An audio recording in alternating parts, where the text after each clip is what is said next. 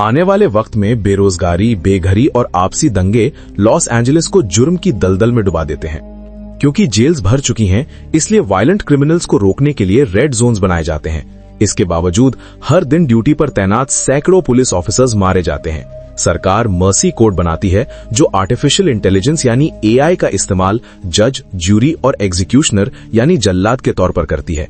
इससे लंबे ट्रायल्स की जरूरत खत्म हो जाती है और सस्पेक्ट्स का फैसला उनके जुर्म के कुछ ही घंटों बाद कर दिया जाता है। ये एआई हमेशा यही मानती है कि सस्पेक्ट गुनहगार है जब तक कि वो खुद को निर्दोष साबित ना कर दे। 2 साल बाद इस प्रोग्राम ने 18 लोगों को मौत की सजा दी है और क्राइम को 68% तक कम कर दिया है, जिससे टैक्स के अरबों रुपए बचे हैं और लोग फिर से सेफ महसूस करने लगे हैं। एक कोर्टरूम में डिटेक्टिव क्रिस की आंख खुलती है। वो एक कुर्सी से बंधा हुआ है और उसके सामने स्क्रीन पर मर्सी प्रोग्राम का प्रमोशन वीडियो चल रहा है। अचानक स्क्रीन पर एआई जज मैडेक्स आती है और ऐलान करती है कि अब ट्रायल शुरू हो सकता है क्योंकि क्रिस का नशा अब उतर चुका है। वो उसे बताती है कि वो लगभग 6 घंटों तक बेहोश था और उसे सच बोलने की कसम खिलाने को कहती है। जब क्रिस कसम खा लेता है तो मैडेक्स बताती है कि उस पर अपनी ही पत्नी के खून का इल्जाम है। बॉडी कैम फुटेज में दिखाया जाता है कि पुलिस की एक टीम क्रिस के घर में दाखिल हो रही है। उन्हें उसकी पत्नी निकोल फर्श पर खून से लथपथ मिलती है और उनकी बेटी ब्रिट उसके पास बैठकर रो रही है। निकोल को चाकू मारा गया है और जब कॉप्स उससे पूछते हैं कि ये किसने किया तो वो क्रिस का नाम लेती है। क्रिस ये वीडियो देखकर डर जाता है और अपना नाम सुनते ही उसके होश उड़ जाते हैं। मैडेक्स बताती है कि जिस वक्त निकोल को चाकू मारा गया उस वक्त क्रिस घर में उसके साथ अकेला था। क्रिस को लगता है कि वो झूठ बोल रही है, इसलिए वो इंटरनेट चेक करता है और देखता है कि हर जगह उसी की खबरें चल रही हैं। वो उसकी गिरफ्तारी और मर्सी प्रोग्राम के लिए उसके पुराने सपोर्ट के बारे में बातें करते हैं। क्रिस और उसके पार्टनर जैक ने डेविड नाम के एक कातिल को पकड़ा था जो मर्सी ट्रायल का सबसे पहला मुजरिम था। फिर मैडेक्स उससे अपना जुर्म कबूल करने को कहती है, पर क्रिस कहता है कि वो निर्दोष है। हालांकि मैडेक्स ने सबूतों का एनालिसिस करके ये नतीजा निकाला है कि उसके गुनहगार होने की गुंजाइश 97.5% है। मौत की सजा से बचने के लिए उसे इस लेवल को 92% तक नीचे लाना होगा और उसके पास अपनी सफाई देने के लिए सिर्फ 90 मिनट हैं। वो लॉस एंजलिस म्युनिसिपल क्लाउड की सारी जानकारी का इस्तेमाल कर सकता है। ये वो डेटाबेस है जिसे हर इंसान और कंपनी को कानूनन अपने डिवाइसेस से कनेक्ट करना पड़ता है। अगर वो हार गया तो वो कुर्सी एक सोनिक पल्स के जरिए उसकी जान ले लेगी। जैसे ही स्क्रीन पर टाइमर शुरू होता है, मैडेक्स सबूतों को चेक करना शुरू करती है। क्रिस सुबह 8:51 पर काम पर पहुंचा था, पर वो अपनी गाड़ी से बाहर नहीं निकला, बल्कि वो वापस घर चला गया। निकोल ने उसके लिए दरवाजा खोलने से इनकार कर दिया था और कहा था कि वो अब सिर्फ लॉयर के जरिए ही उससे बात करेगी। गुस्से में तमतमाई क्रिस ने कैमरा पर मुक्का मारा और फिर अपनी चाबी से दरवाजा खोला। दरवाजा बंद होने से पहले निकोल ने उसे बाहर निकालने की कोशिश की थी। मैडॉक्स फुटेज को आगे बढ़ाती है और बताती है कि क्रिस उस घर के अंदर पूरे 26 मिनट तक था। उसके निकलने के थोड़ी देर बाद ब्रिट एक स्लीप ओवर से वापस आई और चीखने लगी। इन्वेस्टिगेशन से पता चलता है कि निकोल को किसी राइट हैंडेड आदमी ने चाकू मारा था और सिर्फ एक जख्म ही उसकी रीढ़ की हड्डी को तोड़ने और लिवर को चीरने के लिए काफी था। क्रिस के कपड़ों पर निकोल के ताजा खून के निशान मिले हैं। घर से निकलने के बाद क्रिस एक बार में शराब पीने गया था, जिस बात से वो इनकार करने की कोशिश करता है। बार की सिक्योरिटी कैमरा की फुटेज में दिखता है कि एक बेहद नशे में धुत क्रिस उन कॉप्स से लड़ रहा है जो उसे अरेस्ट करने आए हैं। यहाँ तक कि उसे तेज भी किया जाता है। इसके बावजूद क्रिस बिल्डिंग से बाहर भाग निकलता है और एक राह चलते सिविलियन की कार लेने की कोशिश करता है, पर कॉप्स उस पर झपट पड़ते हैं और उसे बेहोश कर देते हैं। क्रिस को इसमें से कुछ भी याद नहीं है और मैडॉक्स इसका इल्जाम अल्कोहल पर डालती है। वो ब्रिट से बात करना चाहता है, पर इस ट्रायल में सिर्फ गवाहों को बुलाने की इजाजत है और बच्चों को इससे बाहर रखा गया है। फिलहाल वो अपने नाना नानी के पास रह रही है, लेकिन रूल्स ये भी कहते हैं कि अगर मरने वाला किसी का करीबी था तो वो दुख की इस घड़ी में कॉल के लिए एक मैसेज भेज सकते हैं। क्रिस कई शब्द सोचता है, पर उसे समझ नहीं आता कि क्या कहे, इसलिए वो मैडॉक्स को ब्रिट को एक ऑटोमेटिक मैसेज भेजने देता है। रूल्स ये भी कहते हैं कि मुजरिम अपने स्पॉन्सर से बात कर सकता है। स्क्रीन पर अल्कोहलिक्स एनोनिमस के रॉब का वीडियो आता है, जो क्रिस को इस बात के लिए डांटता है कि जब उसका शराब पीने का मन हुआ तो उसने उसे कॉल क्यों नहीं किया। रॉब निकोल के साथ काम करता था और जब वो अपनी शिफ्ट पर नहीं पहुंची तो उसने ही पुलिस को कॉल किया था। वीडियो खत्म होते ही मैडॉक्स इस कपल की प्रोफाइल चेक करती है। क्रिस और निकोल ने 20 साल पहले डेटिंग शुरू की थी और 3 साल बाद उन्होंने शादी कर ली। 1 साल बाद ब्रिट पैदा हुई। उनकी जिंदगी बहुत खुशहाल थी जब तक क्रिस ने अपनी ड्यूटी के दौरान अपने पार्टनर रे को नहीं खो दिया, जिस वजह से वो फिर से शराब की लत में डूब गया। इस वजह से धीरे धीरे उनका परिवार टूटने लगा और निकोल ने डिवोर्स लेने के बारे में सोचना शुरू कर दिया। उसके परिवार और दोस्तों को भेजे गए मैसेजेस से पता चलता है कि पिछले 6 महीनों में क्रिस 57 बार अपना आपा खो चुका है। एक और वीडियो में ब्रिट एक ऐसे लड़के से बात करती दिखती है जिसे क्रिस नहीं पहचानता। पता चलता है कि ब्रिट के कुछ सीक्रेट सोशल मीडिया अकाउंट्स हैं जहां वो अपनी पार्टी की आउटफिट्स पोस्ट करती है। वो अपने दोस्त को बताती है कि उसकी माँ रो रही है और उसके पिता अक्सर गुस्से में अग्रेसिव हो जाते हैं। उसी वक्त ब्रिट क्रिस को कॉल करती है और रोते हुए टूट जाती है, तो क्रिस उसे यकीन दिलाता है कि उसने निकोल को नहीं मारा और उसे गलती से अरेस्ट किया गया है। अफसोस कि ब्रिट के नाना उसे जबरदस्ती फोन रखने पर मजबूर कर देते हैं। मैडिक्स क्रिस को याद दिलाती है कि उसके पास अब सिर्फ 1 घंटा और 8 मिनट बचे हैं। क्रिस अपने पार्टनर जैक को कॉल करता है जो अभी भी निकोल के क्राइम सीन पर काम कर रहा है। क्रिस स्क्रीन पर सारी केस फाइल्स चेक करता है और जैक से कहता है कि वो उसे पूरे घर का नजारा दिखाए। जैक के टूर के साथ साथ स्क्रीन पर क्राइम सीन का एक नकली मॉडल भी दिखता है। लिविंग रूम में फर्श पर एक टूटा हुआ गुलदस्ता पड़ा है जिसे देखकर लगता है कि निकोल ने बचाव की कोशिश की होगी। किचन में उन्हें ब्रिट के खून से सने पैरों के निशान और दीवार पर खून के धब्बे मिले हैं जो इस बात का इशारा है कि वहां काफी छीना झपटी हुई थी। एक टूटी हुई प्लेट से पता चलता है कि निकोल ने खुद को बचाने की कोशिश की और चाकुओं के एक सेट में से एक चाकू गायब है जो कत्ल के हथियार से मैच करता है। उस पर क्रिस के फिंगरप्रिंट्स है पर वो साफ करता है कि उसने उसे खाना बनाने के लिए इस्तेमाल किया था। उन्हें वहां कुछ फाइबर्स, बाल और डीएनए भी मिले हैं जो क्रिस से मैच करते हैं। इसके बाद क्रिस निकोल के फोन रिकॉर्ड्स चेक करता है क्योंकि उसे याद है कि उनकी लड़ाई के बाद निकोल किसी को टेक्स्ट कर रही थी, पर उस वक्त का कोई भी टेक्स्ट या कॉल रिकॉर्ड में नहीं मिलता। इसलिए क्रिस उसके काम वाले फोन के बारे में पूछता है। मैडिक्स को नहीं पता था कि कोई दूसरा फोन भी है, इसलिए वो क्रिस के कॉल रिकॉर्ड से नंबर निकालती है और उस पर कॉल करती है। घर में जैक को फोन की घंटी सुनाई देती है और वो उसका पीछा करते हुए बाहर खड़ी एक कार तक पहुंच जाती है। वो कार की खिड़की तोड़कर निकोल का फोन निकालती है, पर पता चलता है कि ये एक ब्लैक मार्केट फोन है जो म्युनिसिपल क्लाउड पर रजिस्टर्ड नहीं है। उसमें मौजूद सारे कॉल्स और टेक्स्ट्स एक दूसरे ब्लैक मार्केट नंबर पर भेजे गए थे। मैडिक्स उस रहस्यमयी नंबर पर कॉल करती है, पर सामने वाला शख्स उसकी आवाज सुनते ही फोन काट देता है। लेकिन इतना काफी है उसकी लोकेशन ट्रैक करने के लिए, इसलिए जैक अपनी उड़ने वाली बाइक पर सवार होकर वहां के लिए निकल जाती है।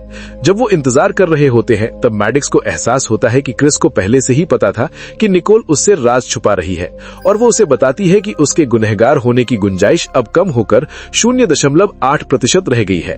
वो फोन एक होटल में मिलता है और कोई उसे पीछे के दरवाजे से बाहर ले जाने वाला होता है। जैक 2 और ऑफिसर्स के साथ उस दरवाजे को ब्लॉक करने के लिए लपकती है, जबकि पैट्रिक वहां से भागने की कोशिश कर रहा होता है। जब वो कॉप्स को देखता है तो वो वापस अंदर की तरफ भागता है और उनके बीच पकड़ा पकड़ी शुरू हो जाती है। मैडिक्स उसकी प्रोफाइल सर्च करती है और पता चलता है कि वो एक शेफ है जो अपना किराया देने में देरी करता है और उस पर 2 बार सोशल सिक्योरिटी फ्रॉड की इन्वेस्टिगेशन भी हो चुकी है। ऑफिसर्स होटल में पैट्रिक का पीछा करते हैं, लेकिन वो एक ऐसे दरवाजे से निकलकर उन्हें चकमा दे देता है जहां कैमरेज नहीं लगे हैं। फिर जैक एक ड्रोन भेजती है जो पैट्रिक को छत पर ढूंढ निकालता है, तो ऑफिसर्स उसके पीछे पहुंच जाते हैं। वो पैट्रिक को पकड़ने में कामयाब हो जाते हैं और वो एक निचले हिस्से में गिर जाते हैं जहां उसे कब्जे में ले लिया जाता है। पैट्रिक दावा करता है कि उसने कुछ नहीं किया और वो सिर्फ इसलिए भागा क्योंकि उसे डर था कि पुलिस उस पर इल्जाम लगा देगी। क्रिस हैरान है कि निकोल इस तरह के बंदे के साथ क्या कर रही थी, तो पैट्रिक कहता है कि उसने निकोल को वो सब दिया जो क्रिस नहीं दे सका। वो मानता है कि वो निकोल के साथ फ्लर्ट करता था और वो कुछ डेट्स पर भी गए थे, लेकिन बात उससे आगे नहीं बढ़ी। वो उससे अकेले में बात करना चाहती थी, इसलिए उसने ये बर्नर फोन्स खरीदे थे। जब मैडिक्स को उनकी डेट्स की फुटेज मिल जाती है जो इस कहानी को सच साबित करती है, तो पैट्रिक कहता है कि वो पूरे दिन अपने काम पर था। सिक्योरिटी कैमरास भी इस बात की तस्दीक करते हैं। इसका मतलब वो कातिल नहीं हो सकता। पैट्रिक क्रिस को अपने परिवार का ख्याल ना रखने के लिए डांटता है और बताती है कि निकोल को सिर्फ कोई ऐसा चाहिए था जो उसकी बात सुने और उसे सहारा दे सके। जैक फिर भी उसे अरेस्ट कर लेती है क्योंकि उसने पुलिस के काम में रुकावट डाली थी। अब सिर्फ 53 मिनट बचे हैं और क्रिस के गुनहगार होने की गुंजाइश बढ़कर 98% हो गई है, क्योंकि अब उसके पास निकोल के कत्ल की एक वजह मिल गई है। फिर क्रिस बताता है कि आज निकोल को वो शराब की बोतल मिल गई थी जो उसने अपनी कार में छुपा कर रखी थी। वो लगभग 1 साल से फिर से शराब पी रहा है, इसलिए मैडिक्स और फुटेज सर्च करती है। कुछ वक्त पहले निकोल ने क्रिस को गैराज में शराब पीते हुए पकड़ा था और क्रिस उस पर भड़क गया था। तब पहली बार उसे एहसास हुआ कि उसे गंभीर बीमारी है।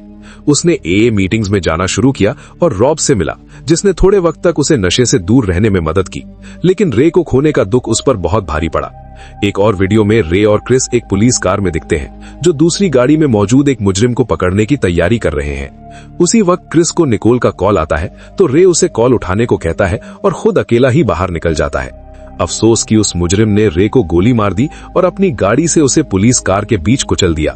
क्रिस रे को वापस कार में लाया और उसे हॉस्पिटल ले जाने का वादा किया, पर साथ ही वो उस मुजरिम का पीछा भी कर रहा था। उसने अपनी कार से उस बंदे की गाड़ी को टक्कर मारी, जिस वजह से वो पलट गई और क्रैश हो गई। लेकिन इस पूरे हंगामे में रे ने अपने जख्मों की वजह से दम तोड़ दिया। क्रिस ने फिर उस आदमी का पीछा किया जब तक कि उसे पानी के पास घेर कर अरेस्ट नहीं कर लिया, पर बाद में ट्रायल में वो निर्दोष छूट गया। इस बात पर क्रिस को आज भी पछतावा होता है कि जब उसके पास मौका था तब उसने उसे गोली क्यों नहीं मारी। मैडक्स को इन सब बातों में कोई दिलचस्पी नहीं है और वो क्रिस से कहती है कि वो अपने आज के दिन को याद करने की कोशिश करे। क्रिस बताता है कि जब वो काम पर पहुंचा तो उसने देखा कि शराब की बोतल कार में नहीं है। वो समझ गया कि निकोल ने उसे ढूंढ लिया है, इसलिए वो घर चला गया। उनके बीच बहस हुई और क्रिस ने सिर्फ इसलिए गुलदस्ता तोड़ दिया क्योंकि निकोल को वो बहुत पसंद था। गुलदस्ते के टुकड़ों से निकोल को खरोच आ गई थी, इसलिए क्रिस के कपड़ों पर थोड़ा सा खून लग गया था। उसके बाद क्या हुआ क्रिस को कुछ याद नहीं। क्रिस को शक होने लगता है कि कहीं ये कत्ल उसने ही तो नहीं किया, तो मैडक्स उसे याद दिलाती है कि उसके पास अभी भी 43 मिनट है और वो उसके सारे टूल्स इस्तेमाल कर सकता है। निकोल के कॉन्टैक्ट्स देखने के बाद क्रिस जेल में बंद पैट्रिक को कॉल करता है और पूछता है कि क्या निकोल किसी परेशानी में थी। पैट्रिक बताता है कि वो अपने काम पर बहुत स्ट्रेस में थी क्योंकि कुछ केमिकल्स गायब होने के बाद उसे अपने ही साथियों पर जासूसी करनी पड़ रही थी। क्रिस को लगता है कि शायद ये निकोल के साथ काम करने वाला कोई हो सकता है, पर मैडक्स कहती है कि उन्हें पिछले इतवार के बारबेक्यू के बाद से मोहल्ले में नहीं देखा गया। फिर क्रिस जैक को वाइकिंग शिपिंग डिपो भेजता है जहां निकोल काम करती थी। जब तक वो इंतजार करता है वो बारबेक्यू वाले वीडियोस देखता है ताकि निकोल के साथ काम करने वालों को पहचान सके, पर मैडक्स कहती हैं कि उन सब के पास आज के लिए एलिबाई मतलब बेगुनाही का सबूत मौजूद है। वो मैडक्स से पड़ोसी के कैमरा की फुटेज चेक करवाता है, पर वहां कुछ टेक्निकल आउटेज की वजह से फुटेज अभी भी आर्काइव हो रही है। इसके बाद क्रिस उन लोगों की फुटेज मांगता है जो गाड़ी से बारबेक्यू में आए थे और वो नोटिस करता है कि रॉब की गाड़ी में 3 लोग और बैठे थे। क्रिस रॉब को कॉल करता है और पूछता है कि उसने किन लोगों को लिफ्ट दी थी। रॉब उनके नाम बताता है और कहता है कि उनमें से कोई भी उसके साथ वापस नहीं गया था और कल काम पर भी सब हाजिर थे। परेशान होकर क्रिस ब्रिट का कल रात वाला वीडियो फिर से देखता है और उसका टाइम स्टैम्प चेक करता है। ब्रिट की वो बातें उस वक्त की हैं जब क्रिस काम पर था। इसका मतलब उसने निकोल को नहीं रुलाया था। क्योंकि अब ब्रिट एक गवाह बन सकती है, इसलिए मैडक्स उसे कॉल करने की इजाजत दे देती है। ब्रिट अब क्रिस से बहुत गुस्सा है क्योंकि उसने उसकी अरेस्ट का वीडियो देख लिया है और उसे पता चल गया है कि क्रिस उनके पीछे से शराब पी रहा था। इंटरनेट पर हर किसी को लगता है कि क्रिस गुनहगार है और ब्रिट को भी शक होने लगता है। उसके नाना फोन रखने की कोशिश करते हैं, पर मैडक्स मना कर देती है क्योंकि ये ट्रायल का हिस्सा है। क्रिस ब्रिट से पूछता है कि उसने कल रात क्या सुना था, तो वो बताती है कि उसने निकोल के रोने की और घर में कुछ अजीब शोर शराबे की आवाजें सुनी थी। ब्रिट के सोशल मीडिया पर एक वीडियो दिखता है जिसमें वो इन आवाजों की तलाश में घर में घूम रही है और क्रिस नोटिस करता है कि बेसमेंट का दरवाजा खुला है। वो दरवाजा कभी खुला नहीं रहता और ब्रिट बताती है कि वो कल रात वहां नहीं गई थी। क्रिस मैडक्स से इमेज साफ करने को कहता है और उसे दरवाजे के हैंडल पर एक हाथ दिखाई देता है। बारबेक्यू गेस्ट्स में से कोई एक पार्टी के बाद कभी गया ही नहीं और 2 दिन तक बेसमेंट में छुपा रहा। उस रहस्यमयी आदमी को पहचानने के लिए वो निकोल की कंपनी के सर्वर्स की जांच करते हैं। ईमेल्स चेक करने पर क्रिस को पता चलता है कि पिछले 6 महीनों में 300 किलो केमिकल्स की चोरी को छिपाने के लिए कोई स्टॉक रिकॉर्ड्स के साथ छेड़छाड़ कर रहा था। वो गायब केमिकल यूरिया ग्रैन्यूल्स है जिसका इस्तेमाल फर्टिलाइजर और स्किन प्रोडक्ट्स के साथ साथ उन गैर कानूनी नशीली दवाइयों में होता है जो रेड जोन्स में काफी मशहूर है। एक मिस्टीरियस ईमेल में निकोल को डॉक्स पर मिलने के लिए बुलाया गया है, इसलिए क्रिस उस मीटिंग की सिक्योरिटी फुटेज ढूंढता है। वीडियो में निकोल होल्ट नाम के आदमी से बहस करती दिख रही है। होल्ट ने उससे रिक्वेस्ट की थी कि वो कॉप्स के पास ना जाए और उसे कुछ दिनों का वक्त दे दे।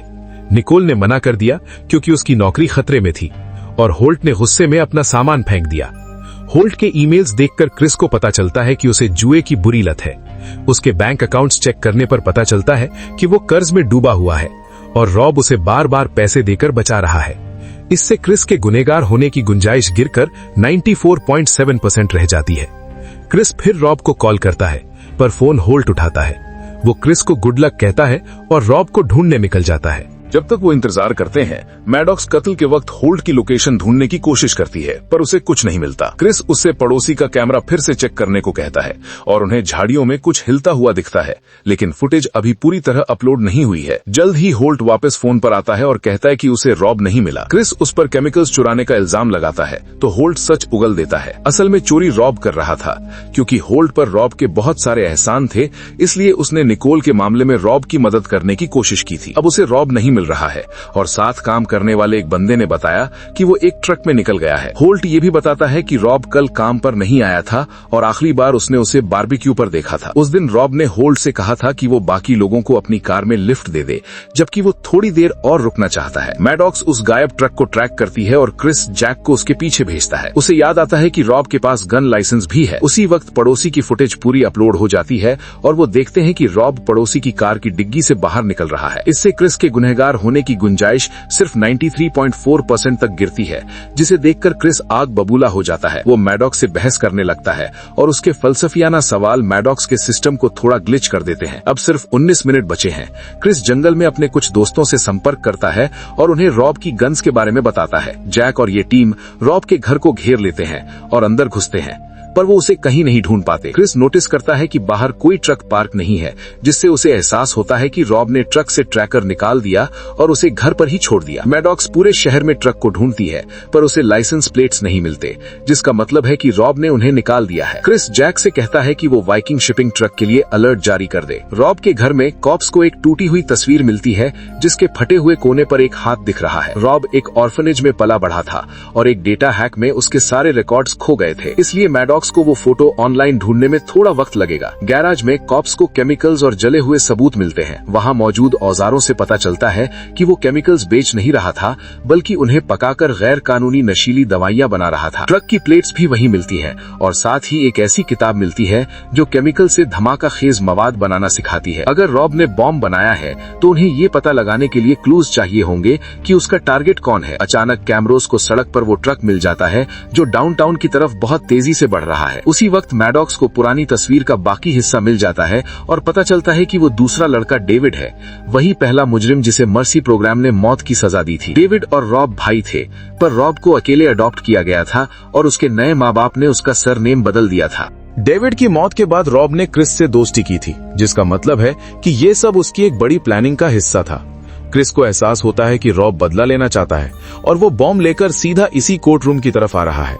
तभी एक ड्रोन ट्रक के इतना करीब पहुंच जाता है जिससे ये कंफर्म हो जाए कि ट्रक रॉब ही चला रहा है। वो अपने बगल में बैठे किसी शख्स से बातें कर रहा है, पर पैसेंजर सीट पर कौन है ये साफ दिखाई नहीं दे रहा। शक होने पर क्रिस ब्रिट को कॉल करता है, पर फोन उसके ससुर उठाते हैं। वो बताते हैं कि ब्रिट थोड़ी ताजा हवा लेने बाहर गई है। क्रिस अपने ससुर के घर के सिक्योरिटी कैमरा चेक करता है और उसे पता चलता है कि रॉब ने ब्रिट को किडनैप कर लिया है। उसी वक्त रॉब के गैराज में कॉप्स को एक टाइमर मिलता है। वो तुरंत वहां से भागने लगते हैं और उनमें से ज्यादातर लोग बाहर निकलने में कामयाब हो जाते हैं, इससे पहले कि पूरा घर एक भयंकर धमाके में उड़ जाए। कई ऑफिसर्स उस आग में झुलस जाते हैं और क्रिस जैक से संपर्क करने की कोशिश करता है, पर कोई जवाब नहीं मिलता। गैराज वाले बॉम्ब में केमिकल्स की बहुत कम मात्रा थी, इसलिए मैडॉक्स नतीजा निकालती है कि बाकी सारा मवाद ट्रक वाले बॉम्ब में है। इसका मतलब वो पूरा शहर उड़ा सकता है। तभी जैक का कॉल आता है और वो कंफर्म करती है कि वो ठीक है और ट्रक का पीछा करने के लिए तैयार हो जाती है। अब आखिरकार क्रिस के गुनहगार होने की गुंजाइश 0 पर आ जाती है। मैडॉक्स ट्रायल को वहीं रोकना चाहती है, पर क्रिस मना कर देता है क्योंकि वो रॉब को रोकने के लिए सिस्टम का एक्सेस अपने पास रखना चाहता है। जब मैडॉक्स बताती है कि उसके पास सिर्फ 9 मिनट बचे हैं और कुर्सी उसकी जान ले सकती है, तो क्रिस को उसकी परवाह नहीं होती, क्योंकि वो शहर को बचाना चाहता है। ये इमोशनल लॉजिक मैडॉक्स के सिस्टम को ग्लिच कर देता है, तो क्रिस उसे समझाता है कि कैसे वो दोनों मिलकर बड़े मकसद के लिए काम कर सकते हैं। मैडॉक्स ट्रायल जारी रखने के लिए मान जाती है। पुलिस की गाड़ियां अब ट्रक का पीछा कर रही हैं। वो कई बार उसे रोकने की कोशिश करते हैं, पर रॉब हर बार उन्हें चकमा दे देता है या टक्कर मार देता है। जैसे ही न्यूज चैनल इस चेस को रिकॉर्ड करना शुरू करते हैं, रॉब और तेजी से गाड़ी चलाने लगता है और राह चलती गाड़ियों को भी टक्कर मारता है। एक पुलिस व्हीकल तो एक स्टोर में जा घुसती है। जब ट्रक ब्रिज पर पहुंचता है तो एक स्वॉट हेलीकॉप्टर अपने एक एजेंट को नीचे उतारने की कोशिश करता है। और भी पुलिस गाड़ियां रास्ता रोकने की कोशिश करती हैं, पर रॉब बहुत तेजी से उनके बीच से निकल जाता है और एजेंट को लैंड करने की जगह नहीं मिलती। जैक के पास अपने मर्दों को रॉब को खत्म करने के अलावा कोई रास्ता नहीं बचा। वो क्रिस की बात को इग्नोर कर देती है जब वो उसे याद दिलाता है कि ब्रिट भी उस ट्रक में है। यहाँ तक कि मैडक्स भी मानती है कि यही सबसे अच्छा प्लान है। एक रिमोट कंट्रोल कार जिसमें एक्सप्लोसिव लगा है ट्रक के नीचे भेजी जाती है, लेकिन कनेक्शन टूटने की वजह से वो फटती नहीं है। क्रिस को शक होता है कि क्या मैडक्स ने उसे हैक किया है, पर वो कोई जवाब नहीं देती। सिर्फ 4 मिनट बचे हैं और मैडक्स इलाके को खाली करने का अलर्ट भेज देती है। क्रिस जैक से ट्रक के बिल्कुल सामने उड़ने को कहता है और देखता है कि ब्रिट मदद के लिए गिड़गिड़ा रही है, जबकि वो रॉब को समझाने की कोशिश करता है। गुस्से में तमतमाया रॉब बताता है कि डेविड निर्दोष था, पर इससे पहले कि वो कुछ और कह पाए जैक गोली चला देती है। इस वजह से जैक की बाइक का कंट्रोल बिगड़ जाता है और वो नीचे गिर जाती है। फिर वो ट्रक सीधा कोर्ट बिल्डिंग से जा टकराता है। उसी वक्त कुर्सी क्रिस की जान लेने की तैयारी शुरू कर देती है। मैडक्स कोई जवाब नहीं देती क्योंकि बिजली कट चुकी है और सिस्टम अब स्पेयर बैटरी पर चल रहा है। लॉगी में रॉब ब्रिट को एक ढाल की तरह इस्तेमाल करता है और उन सारे गार्ड्स पर गोलियां चला देता है जो उसे रोकने की कोशिश करते हैं। सिर्फ 10 सेकंड बचे हैं। कुर्सी नीचे दबने लगती है और क्रिस मदद के लिए चीखता है। खुशकिस्मती से मैडक्स वापस ऑनलाइन आ जाती है और ठीक वक्त पर ट्रायल को रोक देती है। इसके बाद क्रिस एलिवेटर लेकर लॉबी तक पहुंचता है और एक मरे हुए गार्ड की बुलेट प्रूफ वेस्ट पहन लेता है। वो मैडक्स से डेविड की जानकारी निकालने को कहता है और रॉब को शांत करने की कोशिश करता है, पर रॉब डेटोनेटर निकाल लेता है। इससे पहले कि वो बटन दबाए, मैडक्स स्क्रीन पर आती है और उसे अपने भाई का नाम साफ करने का एक मौका देती है। रॉब कसम खाता है कि कत्ल के वक्त उसने डेविड से फोन पर बात की थी, पर मैडक्स कहती है कि जब डेविड लाश के पास मिला था तब उसके पास कोई फोन नहीं था। जब रॉब मैडक्स से बहस कर रहा होता है, ब्रिट उसके हाथ पर काट लेती है और खुद को छुड़ा लेती है। क्रिस तुरंत रॉब पर झपट पड़ता है और दोनों डेटोनेटर के लिए लड़ने लगते हैं। जब रॉब लगातार गोलियां चला रहा होता है, क्रिस डेटोनेटर से कुछ तारें खींचकर उसे बंद कर देता है और फिर लात मारकर रॉब के हाथ से गन गिरा देता है। वो हथियार उठा लेता है और उसे रॉब की तरफ तान देता है क्योंकि वो निकोल की मौत का बदला लेने के लिए बेचैन है। ब्रिट रोते हुए उससे भीख मांगती है कि वो ऐसा ना करे। जब क्रिस हिचकिचाता है तो रॉब जोर देकर कहता है कि वो पूरे वक्त डेविड के साथ फोन पर था और उसने थाने में कॉल भी किया था। अचानक जैक उसे गोली मार देती है और क्रिस को उसे दोबारा गोली चलाने से रोकना पड़ता है। रॉब बताता है कि उसने थाने में एक औरत से बात की थी जिसने वादा किया था कि वो डेविड की कॉल हिस्ट्री चेक करेगी। इसका मतलब जिसने डेविड को अरेस्ट किया था वो सच जानता था। मैडक्स प्रीसिंक्ट की कॉल्स चेक करती है और तस्दीक करती है कि किसी ने रॉब की हिस्ट्री देखकर डेविड के साथ उसकी कॉल ढूंढ ली थी। क्रिस को याद आता है कि डेविड को जैक ने अरेस्ट किया था और वो उससे सच उगलने को कहता है। जैक बात करने से इनकार करती है, पर मैडक्स अब उसकी हिस्ट्री चेक कर रही है। फोन सबूतों वाले बॉक्स में था, पर जैक ने उसे निकालकर नदी में फेंक दिया था। तब जैक मानती है कि उसने ये सब इसीलिए किया ताकि जनता को यकीन हो सके कि मर्सी प्रोग्राम काम करता है और शहर सेफ रहे। क्रिस कहता है कि उन्हें जिस चीज की जरूरत है वो इंसाफ है और बाकी ऑफिसर से उसे अरेस्ट करने को कहता है। इसके बाद क्रिस दौड़कर ब्रिट को गले लगा लेता है। मैडक्स को एहसास होता है कि उसने एक निर्दोष आदमी की जान ली है और वो हैरान है कि उसने ये क्या कर दिया। क्रिस कहता है कि इंसानों की तरह एआई से भी गलतियां हो सकती हैं और उन्हें भी उनसे सीखने की जरूरत है।